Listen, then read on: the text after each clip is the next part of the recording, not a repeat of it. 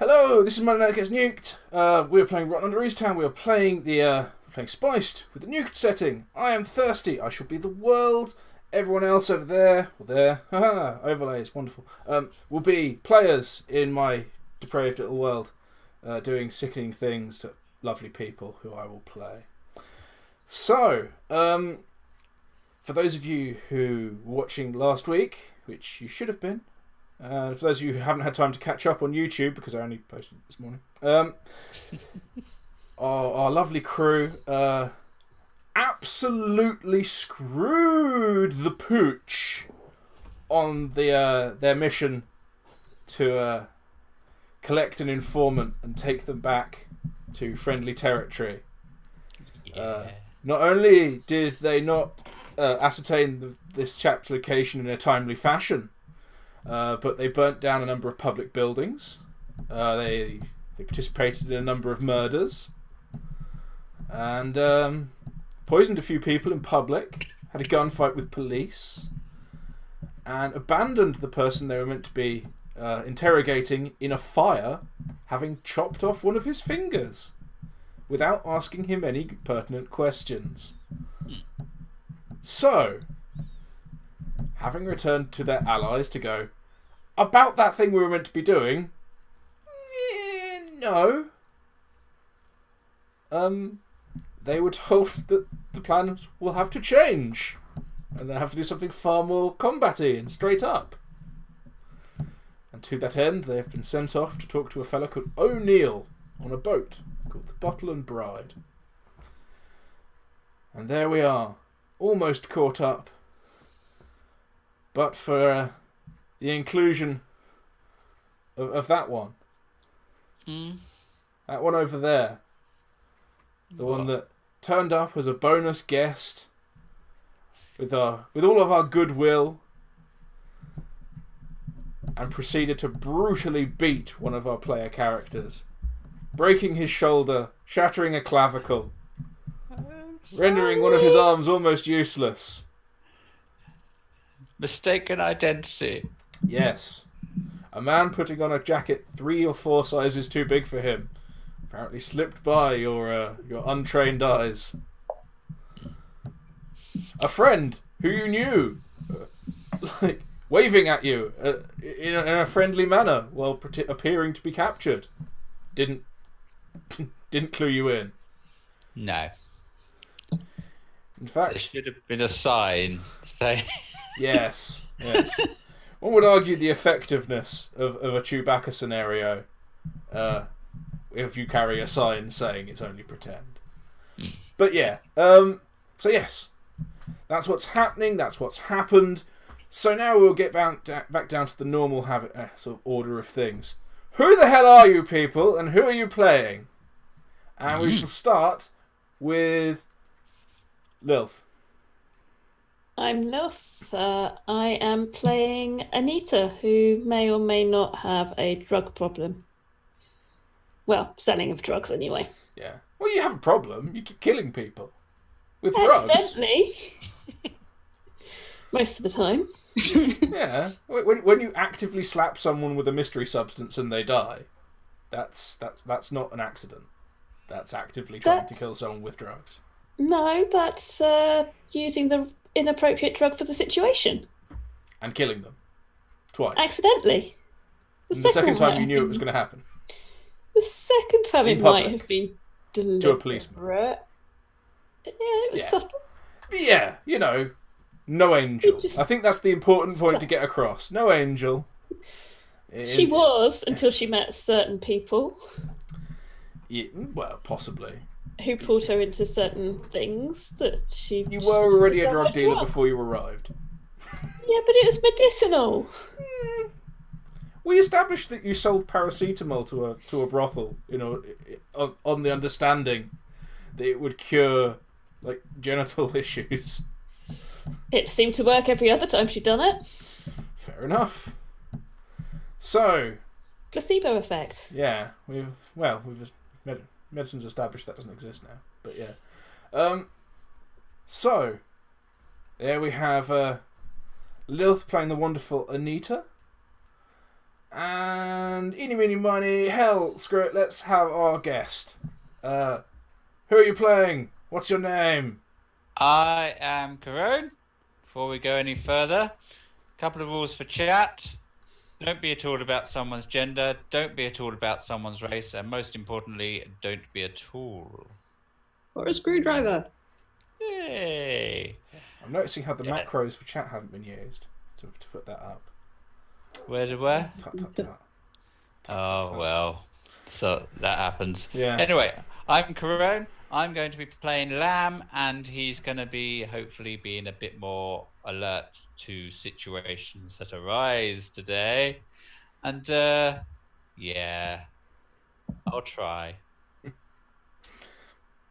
That's all we ask. You know, that and not critting on our friends and smashing their bones. But yeah. And not trying to kill yourself by diving into toxic mud. I thought it was good penance to, You were the only member of the group who wasn't in danger of immediate death, and you decided to nearly kill yourself. Fair enough. fair's Right. fair, I thought. Yeah, okay. So yes, moving on to Spanners. Hello, I am Spanners, and I'm going to be playing Timi, who I have just maxed out the torture perk for. Yay! Well, shit. Lovely, I'm going to have to thanks. make sure that everyone dies before you get your hands on them. I'm going to enjoy maxing out my torture perk. And I'm wearing my bunny slippers just to make up for it. Yay! Yay! Bunnies!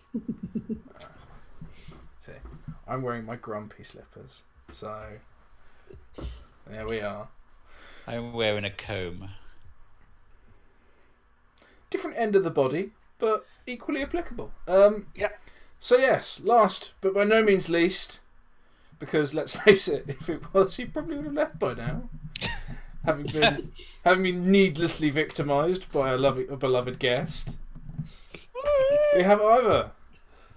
I'm Eivor. I'll be playing Zeke, and Zeke has remembered this.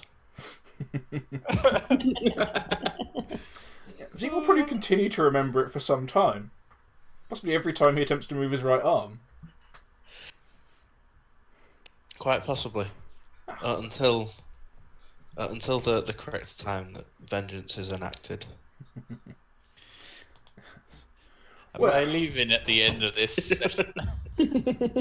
Go and take a short holiday. Or a long one, probably. You don't get away that easily. Oh, that's a shame. Yes. But yes, we currently, as of the last few moments of the previous session, have Zeke laying sort of semi-conscious and very pissed in the back of a cart full of melons that have been crushed. Forgot about that. Wrapped in a canvas in the sort of hammock style. We have a warm and fuzzy, feeling no pain sort of version of Timi, trying not to lean too heavily on her left leg because it has a rather nasty bullet hole in it. We have Anita with a mild headache, but you know, with a bit of an idiot smile of the recently inebriated. And we have Lamb, who is currently drenched in toxic mud. Oh, that's how I lost all those hit points. Yeah. Yeah, you Oh, dived okay. face first into toxic mud and nearly killed yourself. I was trying to work that out earlier. Right, okay, Yeah. makes sense.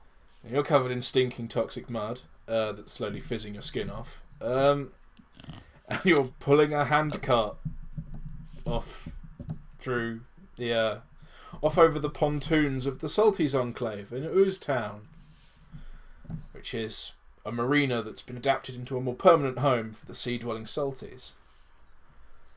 So yeah, you're off to look for a boat called the Bottle and Bride, which Lamb has been serving sort of with for a while.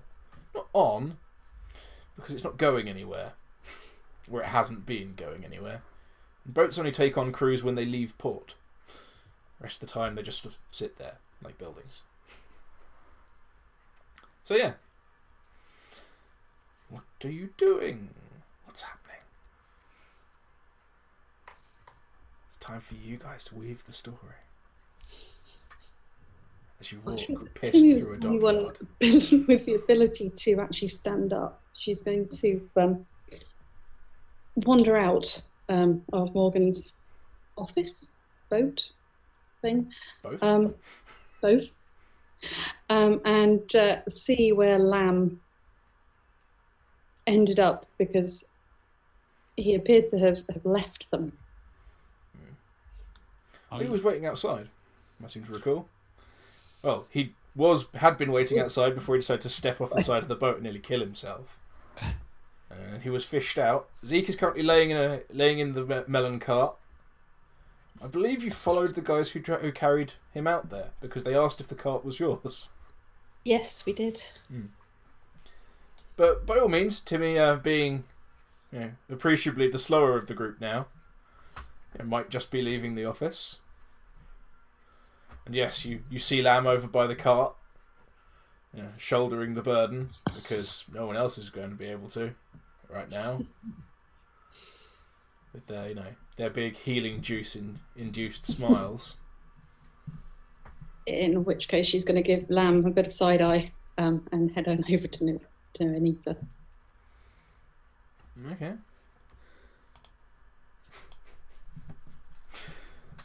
You head on over to it, yeah.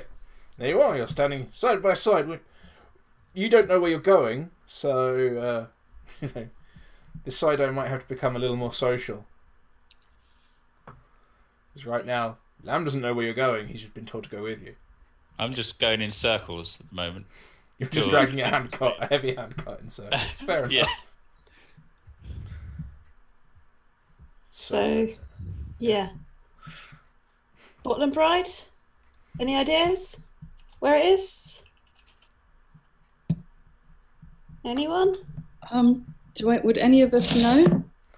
I'm guessing Lamb would. Yeah, Lamb's been sleeping there every night for a few months.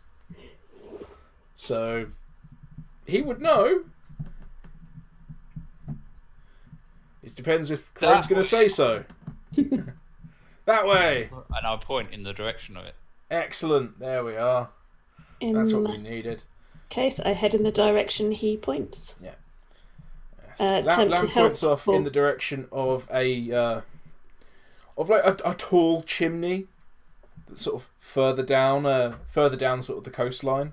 It's where the marina meets the old harbour wall, and the jetties sort of give way to actual docks with boats in, as opposed to boats that have been built into pontoons, so they can't sail off anymore. Fair enough. So yeah, you head on over, and there is a sort of a large trawler. There are a number of boats very similar to this. They've all sort of been, if not cannibalised, reassembled, shall we say. There are clearly boats with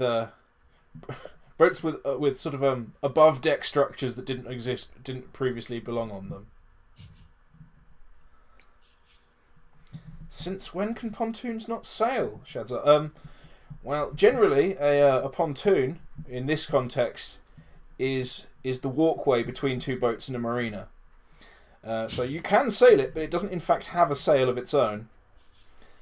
You could probably use it as a canoe or a raft, but considering the sea is highly toxic and corrosive, it's not a great idea. Hope that answers the question. But yeah, you head off towards this little trawlery tug thing. I mean, none of you are maritime historians, so or shipwrights, so it's a boat. You head towards it. It's got a rather wonderful, ornate painting on the bow of a very, very drunk-looking woman in half of a wedding gown, and she in sort of pin-up style. I describe it as half of a wedding gown because there's just not enough fabric to make up a whole one. It's sort of a wedding gown themed negligee. But hey, there's a gown. There's a veil. There's motifs of wedding gown, but it doesn't seem to cover anywhere near enough body. And there appears to be a bloke handing further bottles to her, just standing next to her. At some point, it was probably a romantic scene of a man and woman sort of clutching each other in a Mills and Boon fashion, but they've changed it into a drunk woman being served booze. Who knows why? So yeah, what are you going to do? You found the boat. It's it's over there. You've just got to get to it, really. Yeah. Or is there anything else you want while you're walking through this ostensibly massively mercantile area? From a meta point of view, as Zeke is currently too inebriated to articulate this query, where's Jerry? Where's Jerry? Considering he was in my backpack when I was clubbed, ostensibly in the back area. Well, I would argue that Jerry would probably have buried himself somewhere in the bottom of your pack because he was feeling very ill. Because he'd recently been poisoned with a large number of chili seeds. See, I saved him. I mean, he might still be suffering some kind of horrible reaction to those chili seeds. If you recall, his gums had swelled to the point where his teeth were cutting themselves. Were cutting them. So he's probably not doing great, but he's probably doing better than your shoulder. Let us all hope, genuinely hope, that Jerry isn't angry. Angry Jerry is not especially angry in that bag, because that would not go well for anyone. But yeah, you're just laying there, possibly on your bag, lazily considering this. Because I don't think we actually kept track of what happened to your bag. Did you take it off and dump it in the cart when you got dragged in the first place, or? I don't remember being sort of compass mentis from the shock of being clubbed into unconsciousness, then brought round with stim to an existence of pain. Yeah. Well, let's go this way. Anita, did you take off his bag before rolling him over and injecting him with stim? Anita probably wouldn't have done because she wouldn't have wanted to have caused more damage to the shoulder. Well, there we are. So you have a very angry, very poisoned, very crushed Jerry. But alive. Okay. You'll have to excuse me for just like 30 seconds.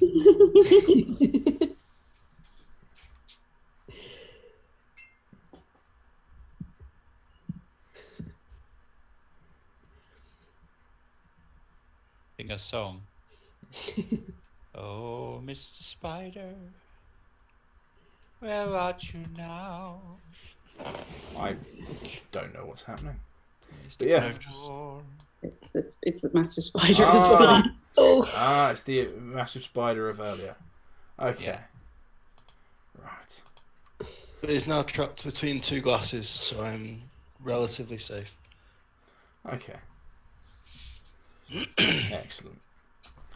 So yes, you are being pulled over towards this boat, I assume, by Lamb, I would hope. Come on, give everybody. Do you want a hand with that cart? Well, any hand would be appreciated.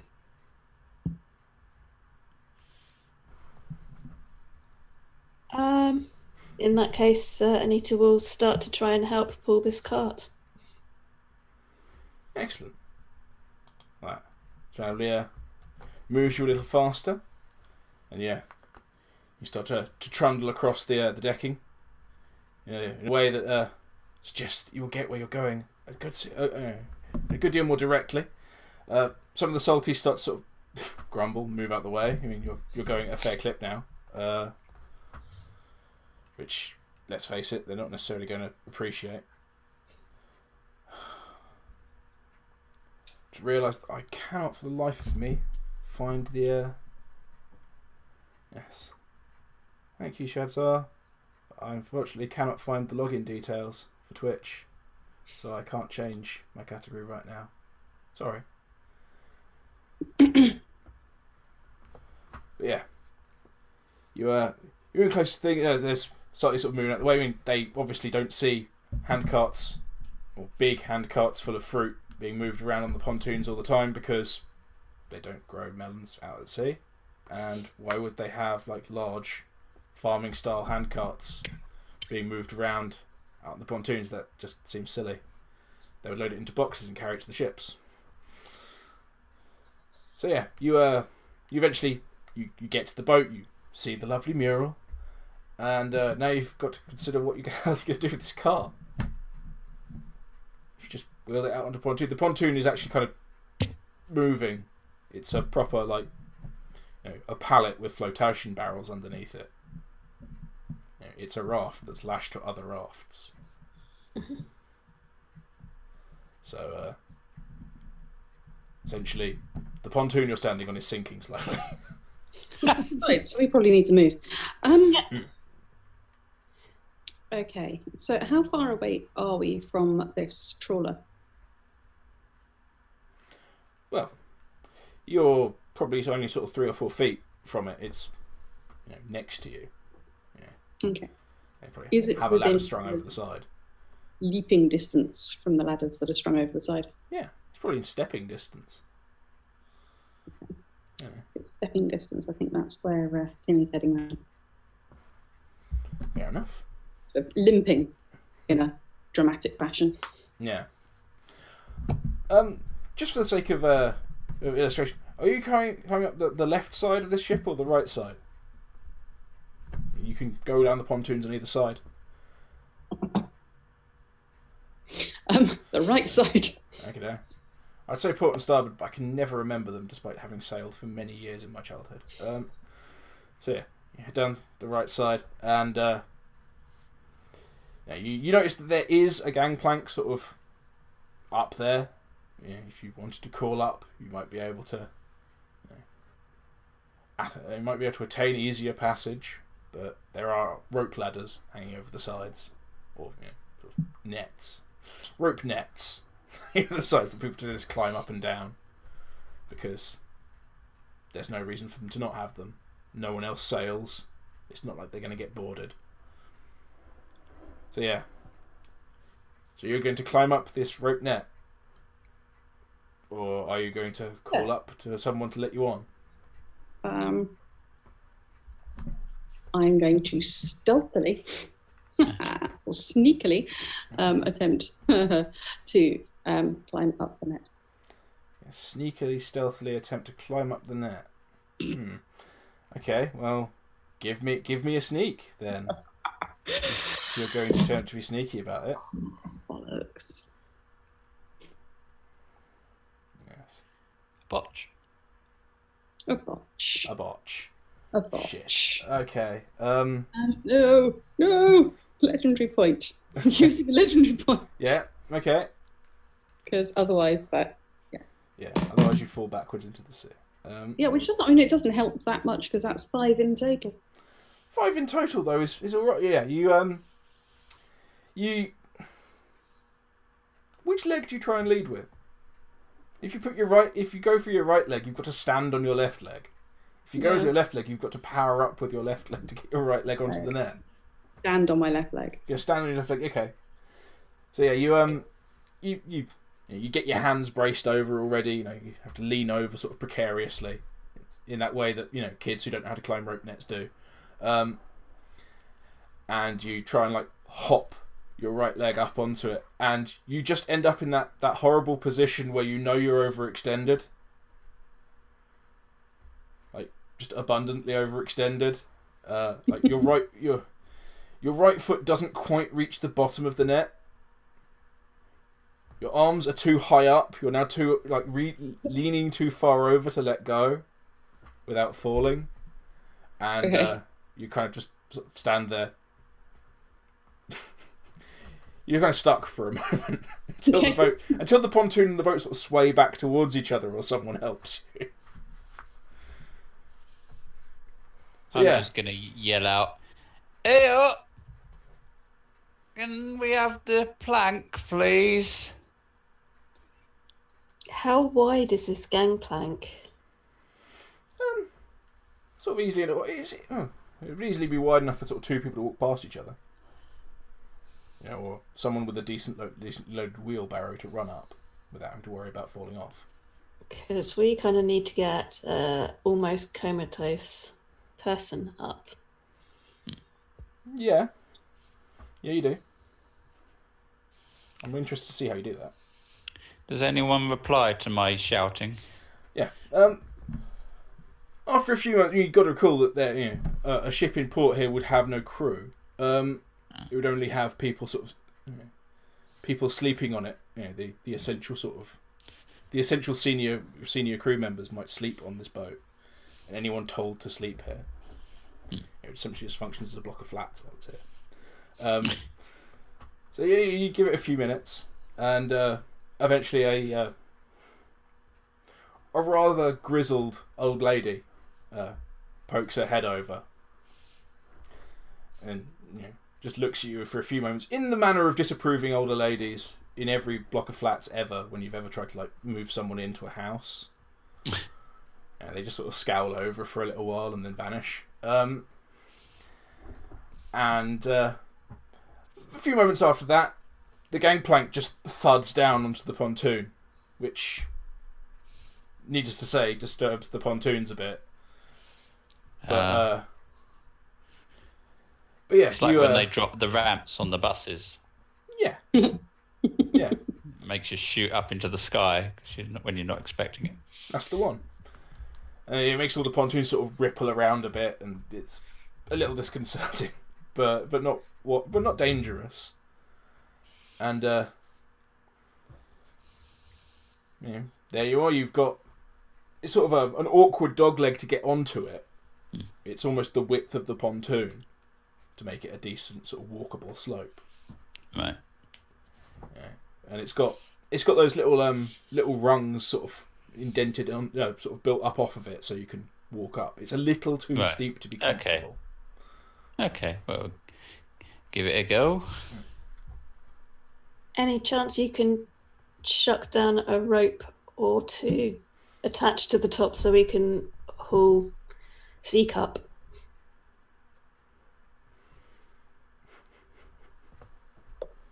Are you shouting this? Yeah. Who's that? I'm shouting this at Lamb. Oh, okay. Okay. I thought I'd be right next to you. I'm assuming you started to go up the gangplank. Okay. Yeah, I'll get that for you. Just throw some ropes down. Have you still got the other ends? Yes. Just checking. Oh, that could go so badly. Yeah. Okay. If I remember rightly, Zeke is wrapped in a sail or something. Yeah, he's been basically wrapped in a hammock. Yeah, in that case, can Anita try and tie the ropes to what he's wrapped in so that we can haul him up the side of the ship? You can give it a bloody good go. I'm not sure. What am I rolling? I don't know. Arguably, what you should roll to do like a question to sort of arguably like tie a rather specialised maritime knot. It doesn't necessarily have to be a rather specialised maritime knot. It just needs to be a knot that will hold it and come undone at the top.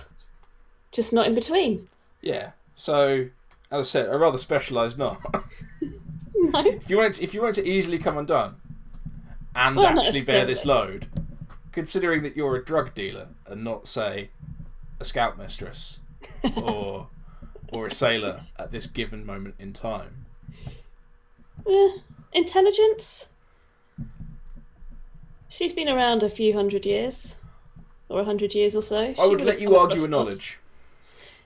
I'll go knowledge. Yeah. I'm quite happy to go knowledge. And where you're fairly knowledgeable. Yeah. I have a bonus of 7 to that. I'm definitely taking knowledge. Yeah. That's 17. Okay, yeah. You recall a good knot to do this with. And you thread it through one end of this. You get like 2 of the corners that got little eyelets in. You pull them together and you put a knot through it. And you tie that off, and that's a really good, solid knot, and that won't go anywhere, and that's really good. And then you realise that the other end is still open.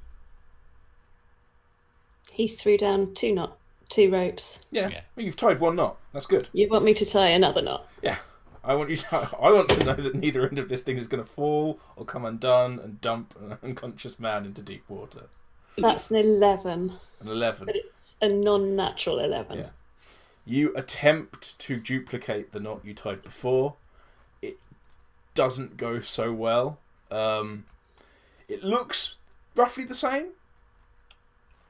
In almost exactly the fashion of anyone who's ever tried to tie a figure of 8 and ended up with 2 granny knots next to each other. Like, it will probably work, but it might not. You know, there's no way of really telling unless you go up there and try and haul him up. You know, it seems to work. You tug on it, it doesn't pull through the eyelets, it doesn't seem to be coming undone, but it's not yet carrying a full load. It looks right.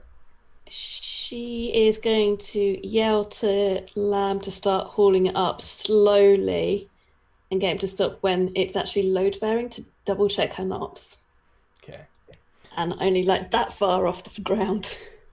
Right. So yeah. Rightio. You are standing alone on the deck of a ship. Mm-hmm. Currently, the old lady is nowhere to be seen. And you've been asked by your landlubber friend to pull a fully grown man who is unconscious and a dead weight, or near unconscious and basically a dead weight, over the side of a boat, alone, with no assistance whatsoever.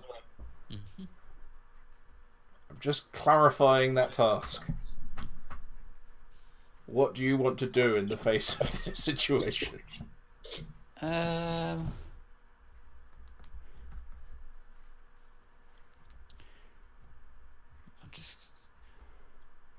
Just give it a tug.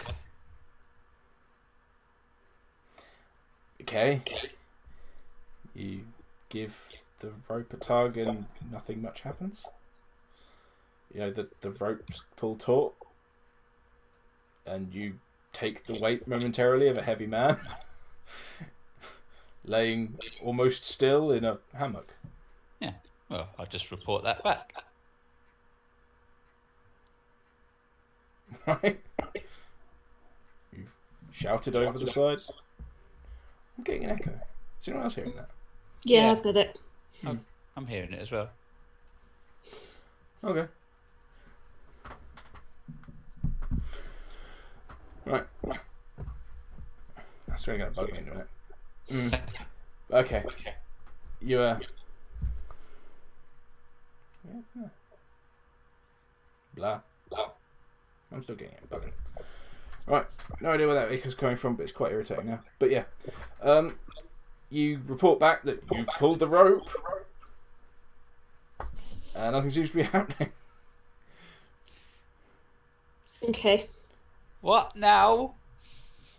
Now we need to work out how to do this.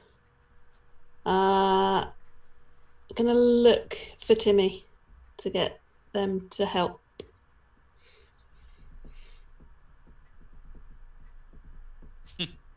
Okay, if Timmy's going to help, you're going to get Echo.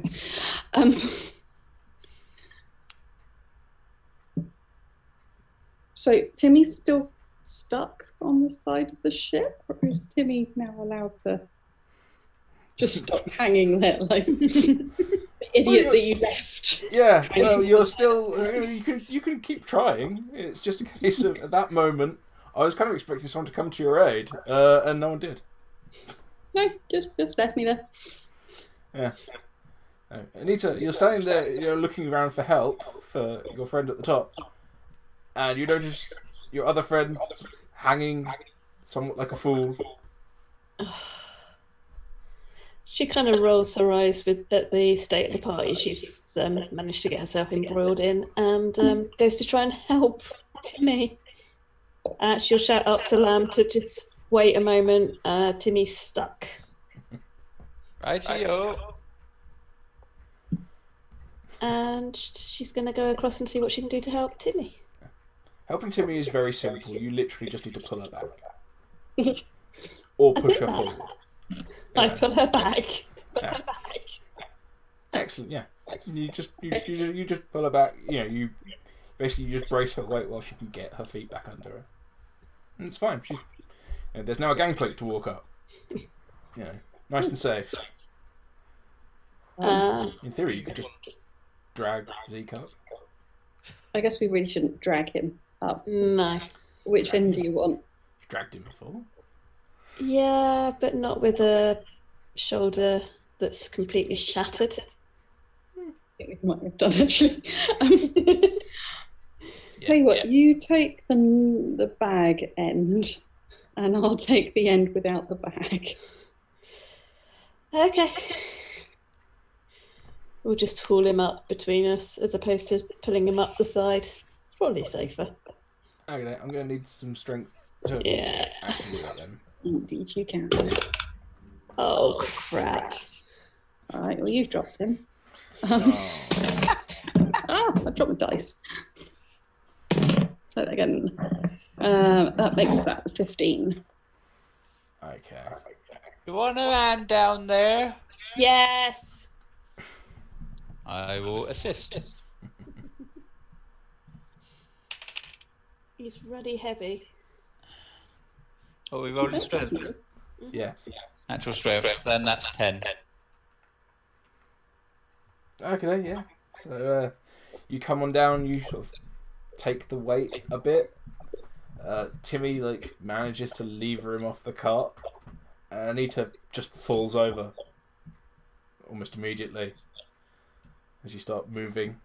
In that way that someone, the third person comes into the room and helps to help you move a sofa, and they take the weight off the first person. The first person immediately fucks up.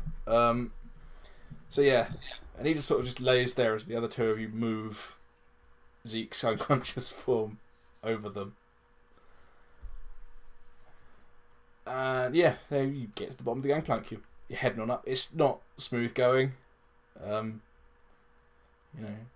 one point Zeke's feet start sort of dangling out the bottom of the hammock because it was secured for being lifted from above, not from the ends. But yeah, it is what it is. It's not very graceful, and you kind of end up dumping him on the deck as soon as you can, because Gently. maybe not as gently as you might have wanted. In the manner of people who've been moving white goods, you just you get there and drop it. You were very careful at the beginning. You were less careful in the middle, and you were quick at the end. But yeah. Zeke, you've hit the deck. You're awake. You're kind of fuzzy and pissed, but you're probably not entirely sure why they carried you. I mean, you feel good. You feel like you could have walked. Feels like a king. Yeah. Must be the corpse of one. Yeah. Zeke at this point will take to his feet, in the manner of someone unaccustomed to being on a boat at sea, even though it is currently on dry land. That sort of drunken swagger that comes from, I don't know that I can actually stand right now. And start to totter forward saying, "Is okay. I'm okay now." And you seem look down at the no longer functioning arm and go, "Strange account." I can't say I don't remember drinking that much. Fair enough. Yeah. That all goes pretty much as you said. But getting up is a little harder than you thought because obviously you've only got one hand to do it with. You know, rolling onto your front and lifting yourself up. It's like, wait a minute, one-handed push-up. What's going on here? But yeah. Does anyone else want to elucidate for Zeke why he seems to be missing an arm? He doesn't seem to recall. Anita's going to tell the story again, but he got jumped on by the idiot just over there. Oh, so you're not even going to gloss over the nasty details.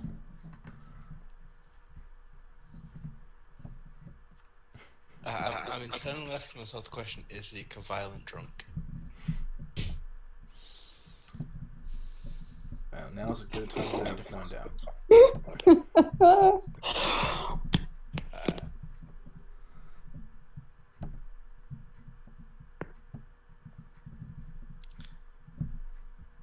I think he's at the fuzzy point where it stopped mattering, sort of. The facts are the facts for now. Fair enough. So yeah, you sort of sit there and accept this information with sort of the impartiality that comes with heavy drinking, and you know, you stare at Lamb as he carries his sort of bloody cudgel at his hip in a little like loop on his belt, and you see all the little wing nuts that have been hammered into it because who uses bolts when you can hammer a wing nut in? Because it's the post-apocalypse, baby. And yeah, they're all sort of covered in blood, which you now recognise as yours, and little like scraps of your coat. And only now does it dawn on you that Jerry was in your bag.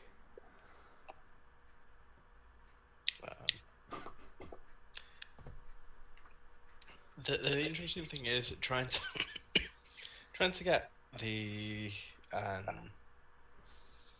bag off with one arm strapped like this, assumedly pinning the strap round one shoulder. And if you've ever tried to take a backpack off one armed, it's difficult. Yeah. And you see for a good 30 seconds, Zeke trying to one arm this bag off, wincing occasionally at the twinges of pain that come from extra movement. Going, where's Jerry? Okay, so yeah, the rest of you see Zeke trying to throw off this bag, basically, and you see the bag wriggling a bit. You know, there's definitely something moving in there, but he cannot manipulate his right arm to get the bag off that shoulder. You know, the strap is just caught in sort of, you know, it's caught in the crook of a pinned down arm. Zeke's clearly getting a little agitated at this point, as is the bag. I'm going to walk behind, tell Lamb to hold the bag and then try and release the strap and pull it through the catch so that it can pull off without having to move the arm. But she's not going anywhere near the bag itself. She's not going near the possibly very squished and upset Jerry. Yeah. So she gets Lamb to do it because, you know, expendable. Yeah. The strap pulls through pretty easily. Yeah. You know, it's the end that's meant to stop that clearly frayed away long ago. Yeah. Which is probably why Zeke walks along like holding the strap normally when he's going sort of longer distance. But yeah, now it comes off and the bag is now just in Lamb's hands. Lamb, this bag is moving a lot. Like, really a lot. What is in there? Zeke is going to like lift the lid, but with the bag still facing towards Lamb, just to sort of free Jerry in an expedient fashion. Excellent. Hello. Yeah, the bag opens and a horribly swollen, reddened, furless squirrel head emerges. The nose, the whole snout section has elongated with swelling, like pink, moist swelling, Okay. kind of like an infected gum. I'm gonna quickly turn it 180 degrees. As you do so, a second head emerges with slightly more hair and slightly less swollen. And by the time you actually get the bag fully turned around towards Zeke, Jerry emerges in all his sort of patchy furred glory, and dives out the bag and just dives straight onto Zeke's face. After swarming around it, sort of in that way that squirrels do, they run around a tree. He runs around Zeke's head a few times and then just plunges down the neck of his shirt.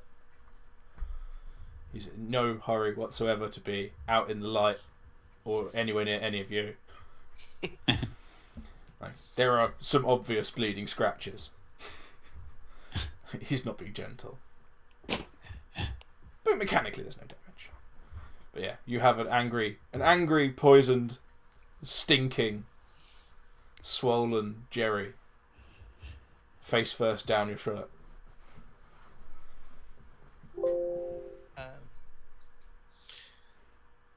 Being the responsible person that Zeke is, he will reach into his bag for like a bottle of relatively fresh water, and sort of give his own face a splash to quell the scratching burn at least, and then find the location where Jerry is and sort of, rather than reach down, reach up under his shirt with the bottle and tip it just enough. So it's running out. You see a trickle like come from under his shirt, so Jerry can get at it if he wanted to. Bottle of what? I'm sorry. Got distracted from it. Water. Water. Yeah. Okay. You're not offering him Leaf again or anything like that. Cool. Yeah. You you wave an open water bottle under your shirt in the vague direction of a two-headed squirrel. Your midriff gets wet. In the way that anyone, kind of in the way of like a marathon runner squirting themselves with a sports bottle. You just sort of, you dab it in his general direction. You can feel like tongues licking you, and like you can hear a certain amount of tapping of like teeth against the neck of a bottle. You clearly, the gesture is appreciated. The claws become a little less aggressive in their clutching, and but now you've now also untucked your shirt to get to him. Like the claws are digging in to grab, to actually hold on, whereas before he was just sitting comfortably in the fold of the shirt. But hey, this isn't the first time this has happened. You're essentially dealing with a large angry ferret stuffed in your shirt. But yeah, he drinks, you become damp, you become quite wet. Water drips down. Water just drips down one side of your body as you attempt to sort of feed a two-headed animal at kidney height water from a bottle. But the gesture seems to be going well, and Jerry eventually emerges and climbs up your arm and sits on your shoulder. The swelling seems less angry looking, but still significant. You can see teeth around the swelling now. It's no longer subsumed.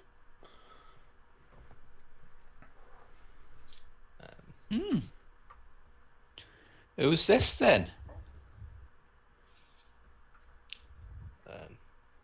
He's going to eye Lamb suspiciously, but before going, this is my pal Jerry. We're here looking for his brother who's in the fort. Oh, okay. Well, hope you find him. Yeah, because of course you've taken off the scuzzle skirt fur hat, so no, you won't be shooting Lamb in the face. Not yet. Yeah. Excellent. So yeah, at this point, a sort of middle-aged man steps out onto the deck, and he looks a little worse for wear. He looks a bit sort of scarred and grizzled, possibly sort of lightly burned. Recently, or Not incredibly recently. okay, Yeah, more sort of scarring than Right. burns. okay. And steps one out. It's just like, bloody hell, you doing on my boat? Who are you? I know you. What are they doing? Who's this? He just points to Zeke and the weird creature on his shoulder. We were sent by the Captain. the captain. This one. Said to head over to this fine vessel, and you see sort of the flicker of recognition that he should be doing something whilst on the ship, but what it is currently escaping his grasp. Fair enough. Yeah. Yeah. I mean, you're standing like a little too close to him, swaying and breathing healing juice fumes on him. And the guy clearly recognises the smell. He's like, right, you're pissed. So he just and he sees Timi. You, seen you around. What are you doing here? What's going on?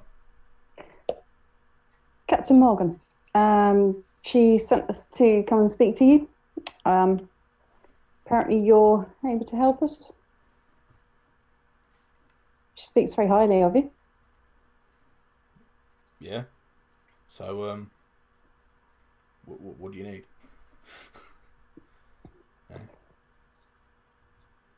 I mean- Timi looks furiously through her notes because she definitely hasn't forgotten. Cucumber. Okay. Yeah. What the fuck are we doing here? I can't remember. Morgan sent you I here haven't to got it get. written down. Yeah, Morgan sent you here to collect supplies that you'd need to assault the fort. That's the one. You notice that this Saltie standing in front of you is probably the most heavily armed Saltie you've met. He appears to be carrying devices of various functions and sharp implements and things that might be guns, sort of all over him. He also appears to be armoured, which is unusual. You don't tend to bump into armoured people much. Okay. So, Morgan sent us over here. You work with her quite a lot, don't you? I better. Well, What do you need? yeah. But before she took up her current position, she knew you quite well, didn't she? Well, yeah. I mean, don't get where she is by being alone. You know. You don't rise up the chain of command by being a sole operator. So you helped her then, yeah? Well, yeah, me and him and probably a dozen or so others. What? He helped her? After all fashion, yeah, I mean, like as a step or something? pretty much. Step, fetch, gopher. I have to say, we get on quite well. Sure you do. So, So what is it you need? She said something about my shoulder and it gestures to the extensive and assumingly visible damage. Well, yeah, I think you're all bandaged up at this point and like strapped to bits and things. And he's like, yeah, that looks pretty fucked up. So, I'll say again, I won't. I can get you something for that, but while you're here, I mean, Morgan doesn't tend to send me people here for nothing. We've got a bit of a job to do at the fort. It's not going to be the easiest of jobs, and our friend over here, he's usually sharp as a button. Huh. Feeling a bit under the weather at the minute. Don't suppose you've got any, supplies for maybe making things go boom? Oh, We we're doing kind of that, need, are we? Yeah, kind of need to get in the fort. Well, day was coming. Right. Well, thing is, I've got what you need. I know where it is. It's all arranged. We knew this day was coming. I sense a but in what you're about to say. Yeah. Yeah, in a way. The downside is it's not here. We've got to go and get it. Okay. Where have we got to go to get it? We've got to go home. Where's home? You should know better than to ask a Saltie where home is. In the presence of them. They're all right. You can trust them. To the ship. Yeah. Out to the rigs. Okay. Anita looks around a bit puzzled. What are they talking about?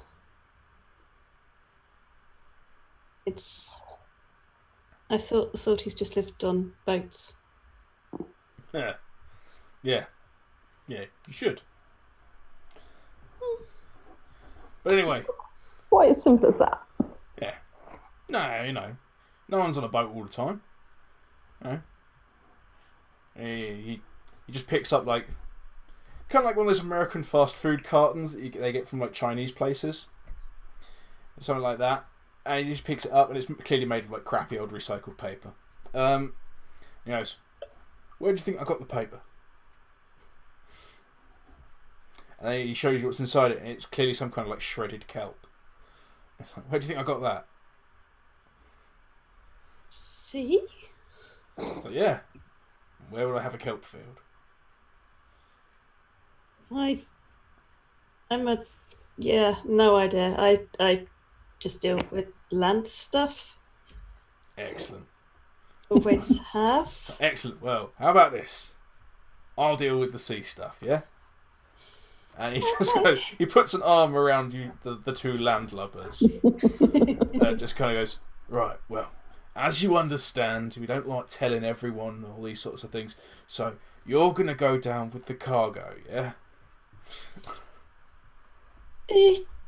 Okay. Yeah. He takes you over to... There's some stairs going down below decks. And as he heads you down, there's some fairly pleasant cabins. They're not big, but they've got bunks in them. Some of them even have a porthole. Some of the portholes even have glass in. Compared to some of the places you've been sleeping recently, it looks great.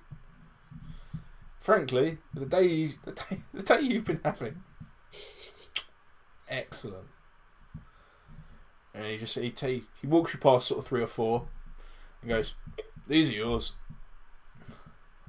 Look, you might wanna give him the bottom one." I was going to. Yeah. Probably best. Yeah, I think so. Excellent. Well, so name's O'Neill. If you need anything, cool for Kinney. Yeah? Cool for who, sorry? Kinney. Kinney. Yeah. Okay. No. She'll take care of anything you need while we're moving about. But please just don't come up on deck. Okay, I can manage that. It wouldn't do you any good to see what we're doing, and it wouldn't do anyone any good for anyone to see that you're here.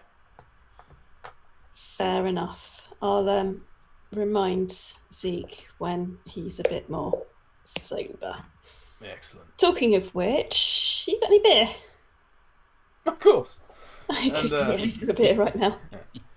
He goes back out into the corridor outside of your cabin, and there's a pipe running along the ceiling. And it's clearly like an old sprinkler. And he just reaches up and twists something, and holds up like an old tin, and a sort of yellowish brown liquid drains into it. And he puts like a bung back in the thing he's just twisted off. It's come off in his hand. He just grabs a rubber bung out of his pocket and just jams it in. He hands you this baked bean tin full of yellowish brown liquid. She kind of looks. And he's like, "Best you've ever had." Mwah. She kind of looks at the setup and goes, "That's convenient." She'll give it a quick sniff and knock it back. Yeah. You give it a quick sniff. It smells faintly oily, but very alcoholic. Yeah, she's Yeah. happy with that. Yeah. You knock it back, and it is, to all intents and purposes, grog. Yeah. It is beer mixed with something very rum-like and a bit of water. Yeah. It's probably got some citrus or something like it in there. You know, it is the very basic sort of liquid shit bread. Keeps people going and it keeps them quiet. And at that point he's like, "If I can just get you to stay inside, I've got to round up a crew, and they might get a bit sniffy if they knew we got some mudsiders on." Okay, that's fine. Cool. Can I get a top up before I go? Yeah. And yeah, he goes into the room across the hall, sort of thing, and he comes back with 2 more tins. And he pulls the bung out and fills them both. Hands it over, jams the bung back in. He's like, "There you are," and you give that one to him, or depends how long it takes for him to sort himself out. Yeah, we'll see. And she's standing there with the classic triangle 3 glasses and walks in. Okay. You walk on it, and he closes the door of your cabin, and you see the wheel turn, and the top and bottom braces straighten out. It locks. I take it I've followed. No, he left you both up the top. I mean, you might have followed them, but you see it happen. This is fairly regular. The few times that Salties take on passengers from Mudside, they tend to be confined to cabin most of the time. No, I mean I've followed the other Saltie. Yeah. So I'm going to be part of the crew to get the old boat going. Okay, yeah. He's just going to come on deck and tell you to do that. So excellent. Yeah, he's come up on deck. He's informing you two, Timi and Lamb, that he's going to have to send out the call for the crew, and we're going to have to go out to the rigs, pick up the gear, because these thieving mudsiders, you can't have this stuff laying around. Yeah. Excellent. Right. He knows what Lamb can do, so he assigns him as a swabby on the deck, just to keep out of everyone's way and fetch things for more important people. But Timi, what's your function on a boat?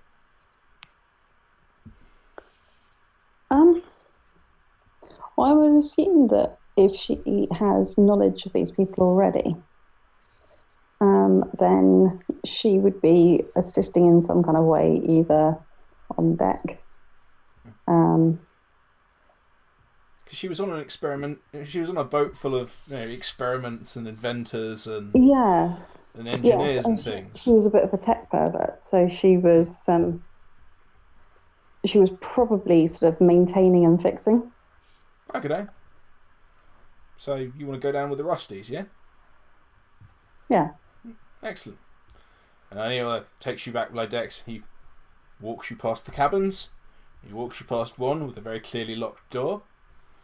And he leads you into the rear compartment where there is a fucking enormous engine. It seems to... The whole room sort of stinks of oil and that sort of... That tang of diesel in the air. And the engine's always chugging over very slightly. They daren't turn it off. And there is... Fuck it, yeah. There's the little old woman you saw earlier. It is sitting on a stool at the back, just like with a wire brush cleaning something. And you notice at this point that her clothes are just utterly stained with rust and filth. And she has a very small, immaculately clean leather apron on over all of this filth. And she just looks up and...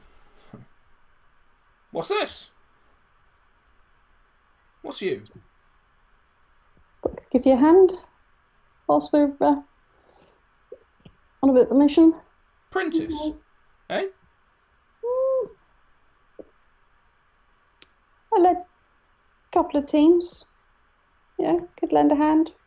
Got a fair bit of knowledge. Got a few things per time. Assistant. Alright. And she just points you over a turbine that's like quite clearly buggered. It's been like... it's not part of the main engine assembly in any way. It's a turbine they've clearly been using for something else that's seized up and rusted and shit. And she's just like... Rip it apart. Show me what you can do. Yeah? Yeah. Good. Do that. And you see them, they both sort of just leave you alone for a bit. Yeah. She puts down her wire brush. She puts down the small, sort of horribly corroded piece of metal that she was brushing away at. And goes on the side, and they disappear into the large room immediately on the right, outside the engine compartment. And you can hear them like filling glasses. Something like, sitting down, having a little chat about what the hell's going on. And after a few moments, you hear like an air horn going off. It's clearly going off above decks. Yeah, you're now all separate, doing separate tasks. So, Anita, what are you doing to get Zeke comfortable for this trip? He's kind of spun out and now locked in a small room with an angry Squizzle and yourself. At the moment, she's just chatting with him, trying to keep him calm and remind him what the hell's going on. She's also checking through her drug to supply to see if she's got anything that will help with either pain or nausea in the future. Excellent. As you are sitting there and you're sort of taking stock of things, you notice that on the wall next to the beds there's like little cubby holes, and in these cubby holes there's things like clean bandages. There's sort of some low grade painkillers, sort of very very old pills in there, things like that. And there is one like metal box with a glass like cut out on the top that's holding a syringe, a big thick like rather sort of archaic looking syringe. It quite clearly has like an electric like telltale on the top. and you can see as you look through this like glass slit that it's the glass of the syringe is frosted, as in it's cold. It's actually got condensating frost on it, and it just has the word stems written on it. Does she know what that is? You might have heard of stems. I'm not sure if you've ever possessed any. Okay. What is it? Well, before we delve into the actual thing, give me a lore or give me a knowledge or a medic for the arcane lore of what stems is.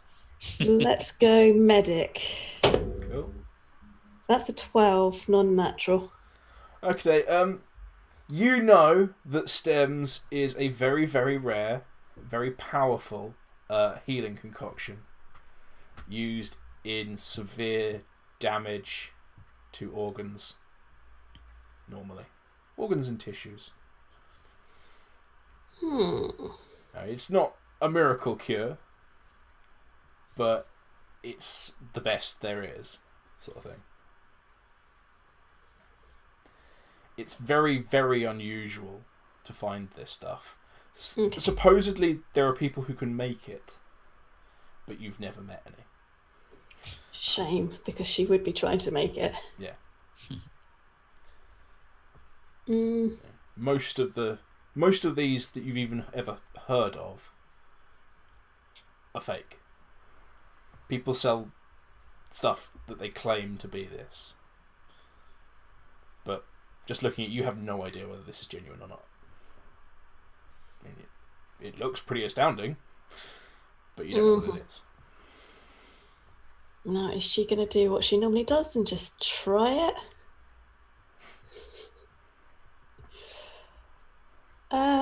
She See, is... you are sitting in a room with Anita, and she is eyeing a large and baroque-looking syringe full of a mystery substance that she's like looking at quizzically. And excitedly. Very excitedly. Like the haze of inebriation is starting to sort of die back a bit. Like, you're still sort of pleasantly numb, but you're no longer like befuddled. Okay. As sort of the gentle bite of pain returns around the edges of Zeke's consciousness as this haze starts to disappear. Zeke is gonna look at Anita and go, "Please, all was good. Tell me that's tell me that's painkillers. Well, Stronger." in a manner of speaking, quite probably. We can find out.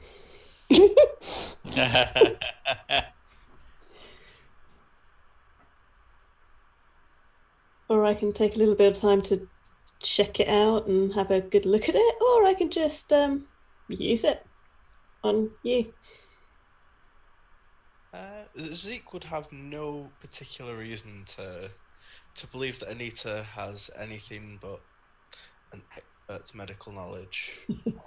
he doesn't know that whatever she's given to sex workers in the past as antibiotics has been anything but the correct medication that they required at that moment. True. Not the sharpest tool in the box. And she's never explained her misdeeds. And she did save your life a couple of times. Mm-hmm. So Zeke would have no reason to mistrust that this wasn't something that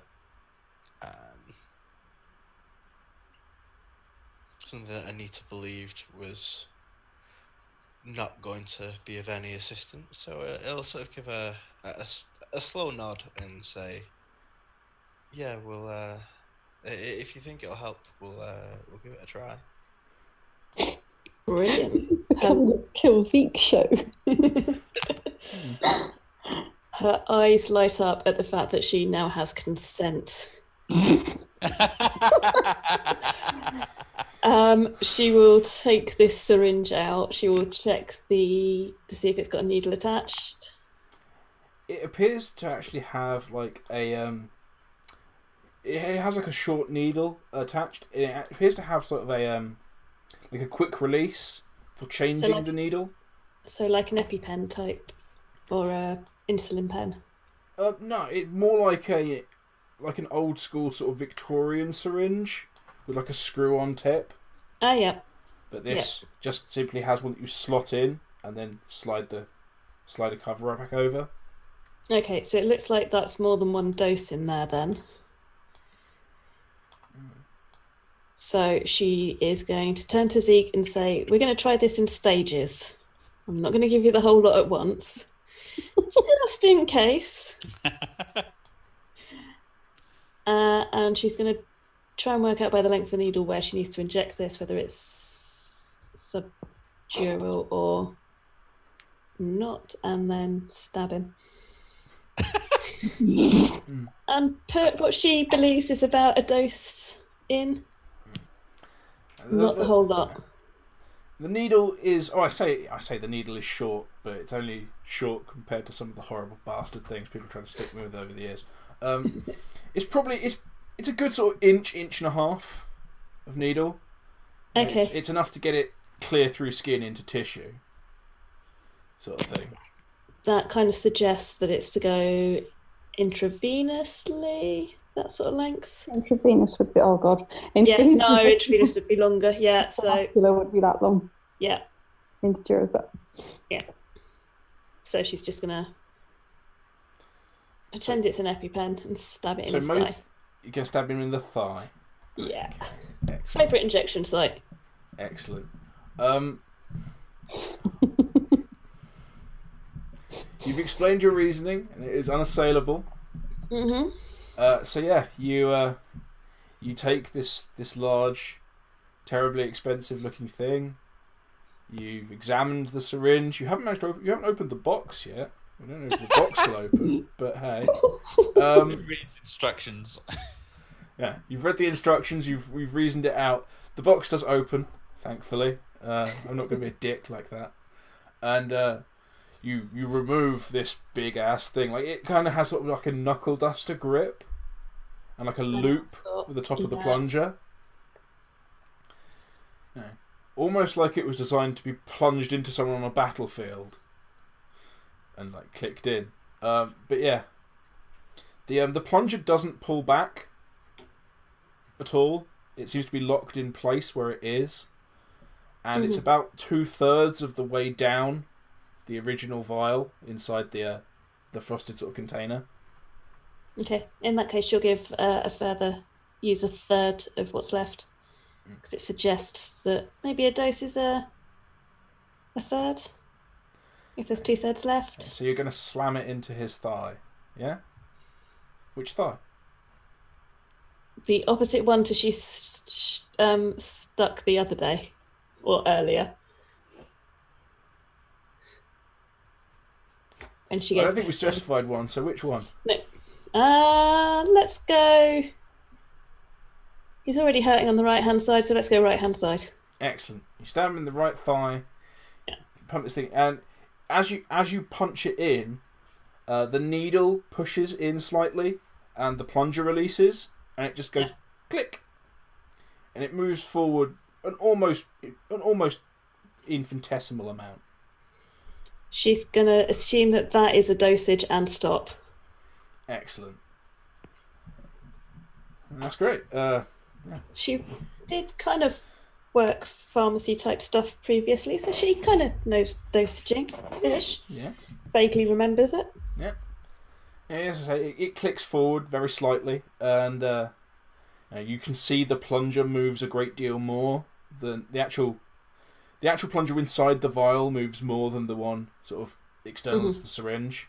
This whole thing appears to be a mechanical apparatus rather than a a brute And force object. And yeah, Zeke, your leg feels weird. Almost immediately, your leg feels unusual. You know, whether it's just because you've had an injection, which isn't entirely normal, or what's in this stuff. But yeah, your leg feels odd. You know, kind of like it feels like it's bruised, almost instantly. Okay. Zeke's gonna give it a little massage and go. Next time, a touch lighter hand, perhaps. And Gotta get it through the clothing and your skin. You could just go and take his trousers down, Clothing. or rolled his leg up, or injected it into the injury site, or anything. I don't know. But yeah, you bang it into his leg. His leg starts feeling weird and like bruised. Like it kind of hurts to move. Like the muscle sort of cramps a bit over the next few minutes. The horrible feeling of internal bruising, if you've ever experienced it. But yeah, as the minutes sort of drift by, nothing notable happens, really. You know, whatever this stuff it appears to be a slow burn, as evidenced by the slow burning pain in your right leg. Yeah. Anita pulls out a notebook and pen and starts writing down exactly what's happening. Excellent. Are you asking Zeke like to narrate like his experience? Yeah. Okay. Yeah. Oh yeah, scientific experiment on the go. Yeah. Is it you feel yourself becoming warmer as well? And you feel thirsty. okay. I think the first response would be to drain what is left of the watering jerry bottle, and then ask Anita. You've not got anything to drink, have you? I'm terribly parched. She makes a note of it and then hands him a bean can full of grog. Who cares about interactions? There you go, give that one a try. He gives it the same dubious sniff, and yeah, it smells faintly rummy. You know, it smells alcoholic, faintly fruity, and very hopsy. And then we'll sort of go by the half mouthful. Yeah, it's all right. You know, you've definitely drunk worse things this week.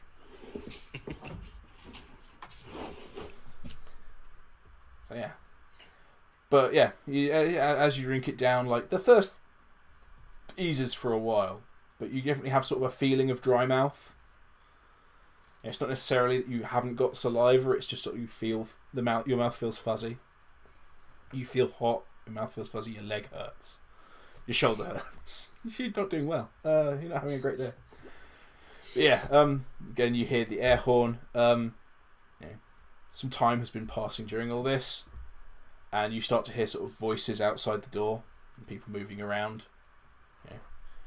Right, we shall go to... we'll go to Lam. You're up on the surface. You've been told to become a swabby. O'Neill has been up on the deck recently. He's only just sort of come up. The air horn went while he was below decks. And Salties that you've met before. Not great. I mean, not a huge number, but sort of 10 or 12. All start sort of hurrying over and hopping aboard. The gangplank's pulled up. And they all seem to know what they're about. They go to places they know very well. Ropes are sort of spooled and stowed. Everyone's sort of just walking around you and telling you to get the fucking way. Someone sends you off to look for a long wait. Go down, start. Go, go downstairs and ask Kenny for a long wait. All sorts of things like that. You know, Yeah. You're the new lad. But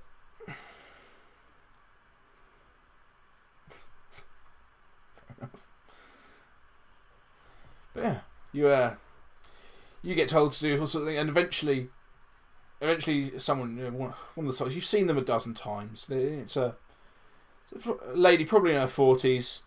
She gets sick of you being in the way. She sends you down. She stands you below decks. She's just like, go and get something to drink. Fuck off. Get in my way. Don't let me see you back up here. You get sent down to the galley. And when you get there, as you go down there, you pass O'Neill coming back up. He's carrying a tin of grog, and you meet the Rust Mistress in her immaculate apron with her horrible streaked rusty clothes, and she's having a drink and grumbling about she doesn't want an assistant.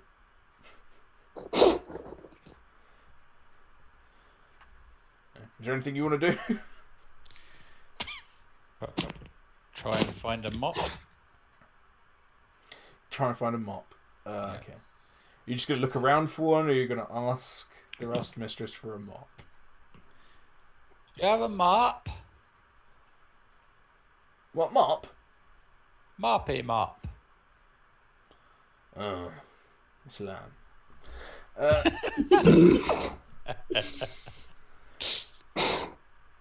Yeah, she rolls her eyes, almost loud enough to hear from across the room, and takes down what is clearly a mop from like hooks on the wall, and hands it to you. It's just like, move yourself, boy. Go. I'm just gonna Get mop clean. around her. Get swabbing.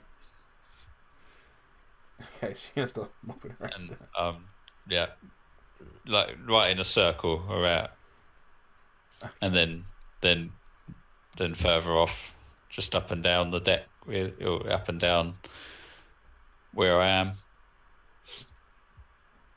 just to look like I'm actually doing something. Not allowed upstairs, but I'll still make myself useful. Yeah. So you just get to work swabbing the floor. Well done. Yeah. You're doing as you're told. Done. After a few moments of swirling around the Rasmus, she gets thoroughly pissed off with you and leaves. She stands up. She like knocks a plate of gruel onto the floor. On a bit you've already cleaned. It's like, missed a bit. I sigh and mumble something, and then tidy it up. Yeah, good. And right, Timi, you have been left in this engine room for about half an hour now. I have. With this turbine that you've been instructed to take apart and clean. Yeah. So, you've been told a thing that supposedly this person who you were being an assistant to, they've told you a thing they want you to do. What are you doing? I think Timi's going to be trying to impress them because she had been kind of not so much banished but left by the Salties. It wasn't so much of her own free will. She wants to kind of get back in their good books. So she would be attempting to mend this in some way, if not at least make it look better. Okay. Can I argue a repair? Yeah, of course you can. You've been asked to repair a thing. Arguing a repair is no stretch at all. In which case I shall argue, if I can add up, a 14. Nice. Yeah, you rip this thing apart, kind of sharpish, in the hopes that she'll come back and it'll all be done already. But they've clearly given you a job that they know to be very difficult. Like, you know, there are hidden difficulties in this. Like almost every screw is completely stripped of thread or head. You know, there are bolts that are like heavily corroded, and like you know, and nuts that are basically just like welded together. But you manage to pry this thing apart. Basically, like you have to like destroy almost a good half of the things holding it together that you'll have to replace. But you get it apart, and you've started cleaning it by the time she gets back. And she walks in, she casts an eye over what you're doing, goes, bloody hell. You know. And we've had that there for 6 months. No bugger me on open it. Right. Well, I did say I could get on with this, and you know, lead a team, got my own crew. Yeah. Well, it's for the good. Get on with it. And she walks over to a panel that's next to the giant engine. That's in that grand tradition of maritime bullshit. It has like the bulb hanging down from the top with like the all ahead, all stop, like, all reverse thing next to it. And she just goes and sits on her little stool next to this console under the bulb. And picks up her wire brush and starts scrubbing away at this thing. And you're pretty sure that this thing was a cog. You're also fairly sure once the time she's finished scraping all the rust off of it, it's probably going to be a ball. You know, she's really going at it with a heavy-duty wire brush. But still. And after a few moments of her sitting there, you know, she seems to have a sort of fairly good instinct for these things. There are, I can't remember what the fucking thing's called. I know it has a particular name, but the little indicator of what the captain's ordered, it clicks ahead. Well, it clicks sort of a 1/3 reverse. Because for some reason this one's working in thirds rather than quarters. And she moves the lever, gets up, picks up a very large spanner,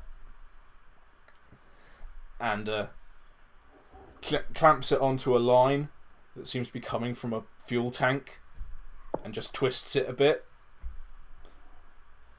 It seems that they've gone the very practical approach with this engine. That they seem to moderate the speed by just adjusting the fuel consumption,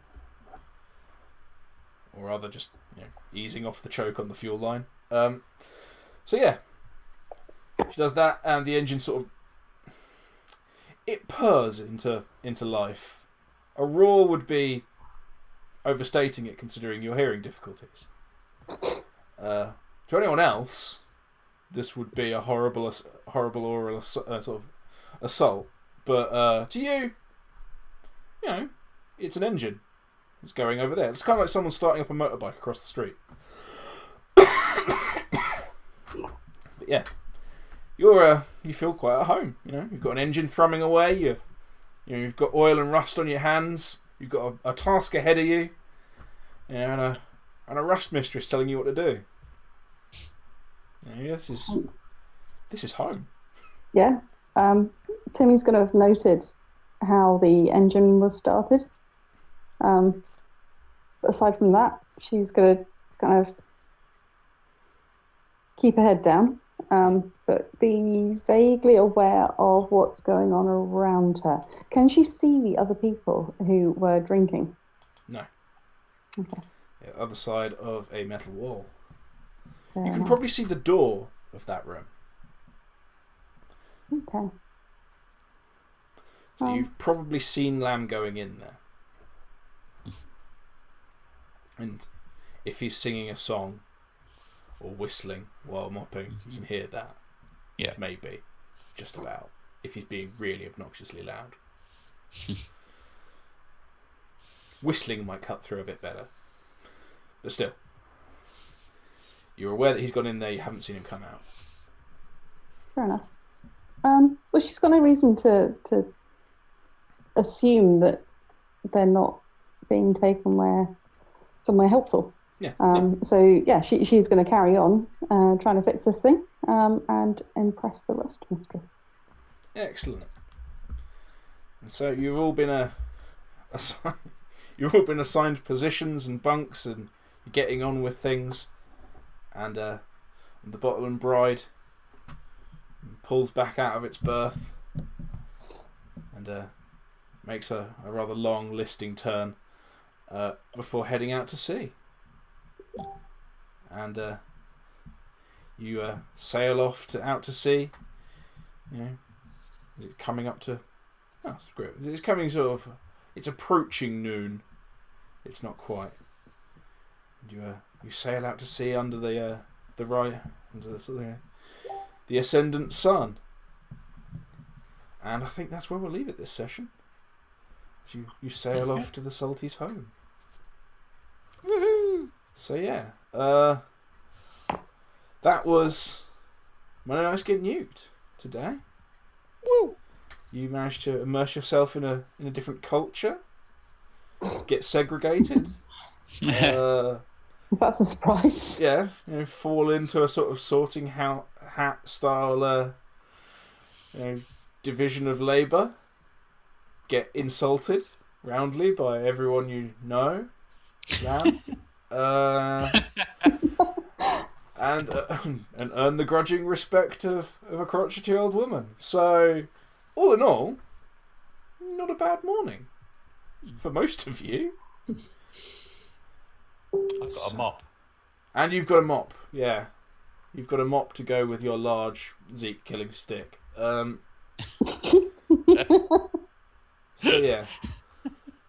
Anita has new drugs to play with. Anita has new drugs to play with. It's a drug that I've actually been waiting to put into a game for a while. I'm waiting for someone to get a large disabling injury. There's no excuse to try it out. She may have injected it in the wrong place, and she may not have given enough, but we'll find out. You will find out. But yeah. So yeah, that was Right Under Easttown today. You've got to deal with me and the world full of salties that had wildly wandering accents because we specifically wrote in the law that they didn't all have the same. Because I get bored of doing that one all the time. So I can never remember what we say at the end of these things. So I will instead go around and ask Eivor, what did you think of that? Did you have fun? I know you were unconscious or silent for most of it. Was it at least entertaining? It was an interesting foray into new and well-cultured individuals. I'm not sure how Zeke's going to get on with being confined to a very small area, given his usual habitat. We'll wait and see. Yes. I think more pressing is how is Jerry going to deal with diarrhea in a small cabin at sea?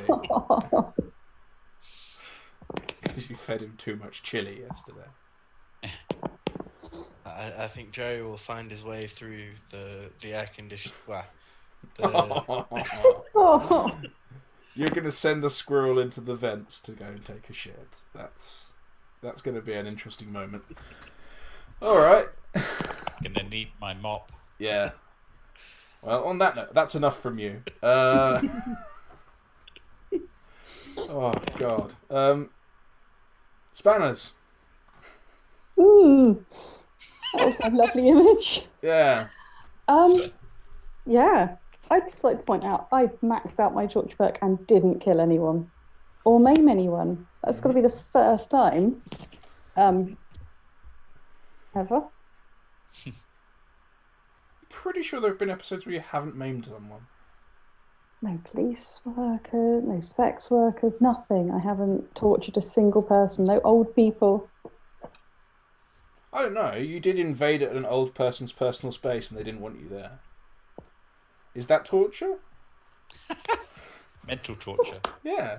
I'm not trying to impress her. That's not torture. Oh no, but you were imposed upon her. I was She imposed might find upon that her. torturous. haven't touched her yet. No, you haven't touched her yet. Not Yet. properly. Oh, that's cool. Right, yes. Yeah, stuff. I just realised that Ivor didn't do his, but yeah. Yeah, I'm used to you taking your lead. Yeah, where can we find people? Yeah, so you can find me on Twitter at spanners_BTB, or I am Spanners. You can find me on Dark, which is on Podbean and iTunes and other stuff. Go and download it and subscribe. You can also find me on Teach All About It, where I have just launched my book. Go and order it. Go pre-order and stuff. Go books. Yeah. Go books. Woo-hoo. So yeah. Alright. Let's just quickly revisit Ivor. No more shitting squirrels, please. Where can we find you? If we still want to, after that image. That's a shame. I've just changed my Twitter handle. But I'm pretty sure you can still find me at Ivor_DNABC on the Twitter, and otherwise in the nebulous north, plotting evil and malicious deeds. See, it doesn't get any more reassuring, does it? And shortly on Twitter as Shitting Squirrels. Oh, God. Yes, that'll be it.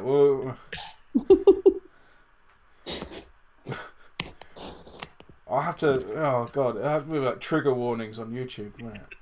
Yeah. Warning. Trigger warning for one of our players' Twitter handles. Yeah. Right. Lilth. That was really fun. Getting to inject yet more mystery drugs into people that she vaguely knows about. So, and make notes about it. It'll be fun to find out what that stuff does. It will be very fun to find out what that stuff does when you inject it into the wrong place. Yeah. Oh well, we'll see. Yeah. She doesn't know. Oh no, that was perfect. Yeah. If in doubt, stub it into a large muscle group. Muscle mass. Yeah. Yeah. Suppose. Yeah. Yeah, it checks out. It's just funny that I hadn't anticipated that would ever happen. So I have to work out what will happen in that state. But yeah. Oops. Yes.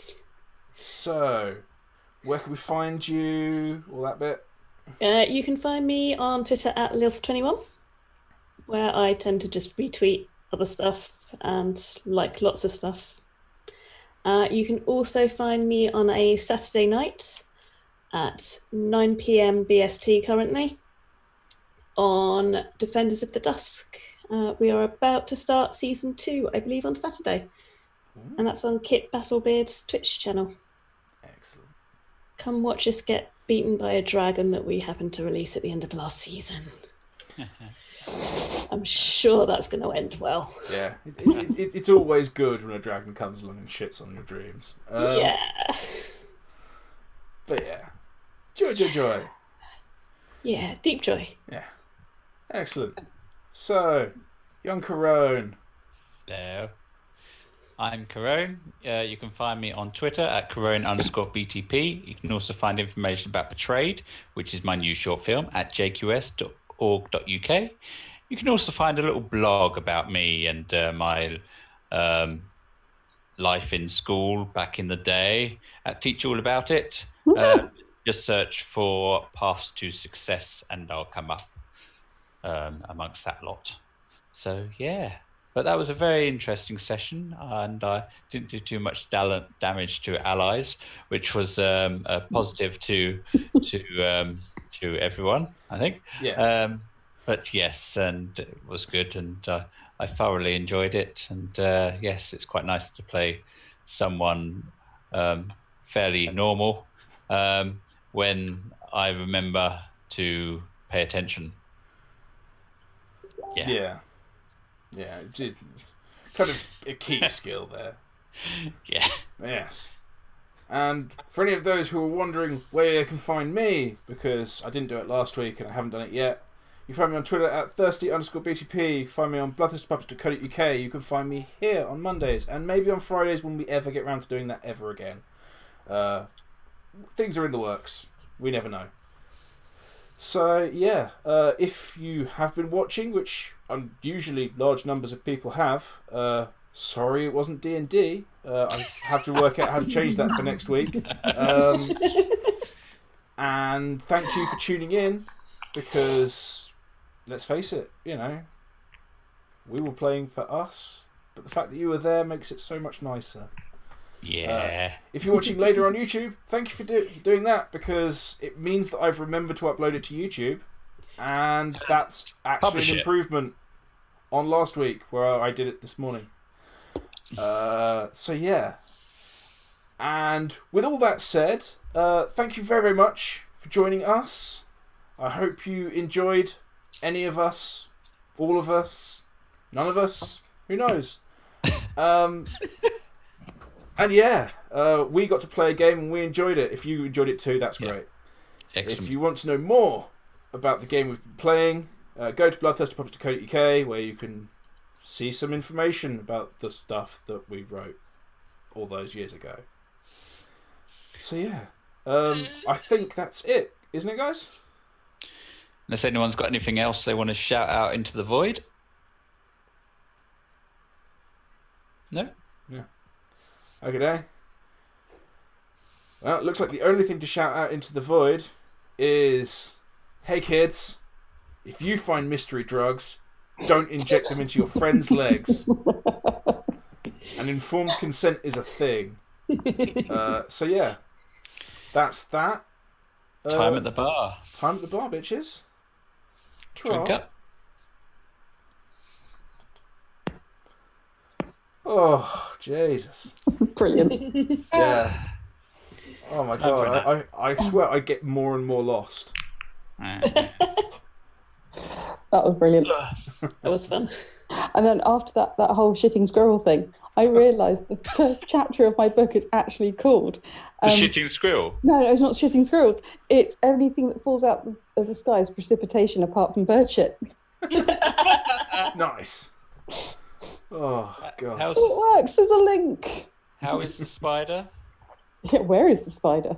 The spider is still trapped between two glasses. Okay. Where? He's probably getting a bit pissed. He is Jerry in real life. Oh, it's a Debbie Longlegs. Yeah. So I was expecting like one of those massive wolf things. Yeah. Leap out of the glass and go, rah. Yeah. No, they don't leap out the glass. They don't go in the glass. They're massive. Yeah, that is true. Yes. I need to somehow work out how to set fire to inside of the glass. So the solution to this harmless animal is kill it with fire. No, it's better. Use hairspray, because what they do is they run and then they get slower and slower and eventually stop. And on that note, We're still live, good aren't night. we? We don't condone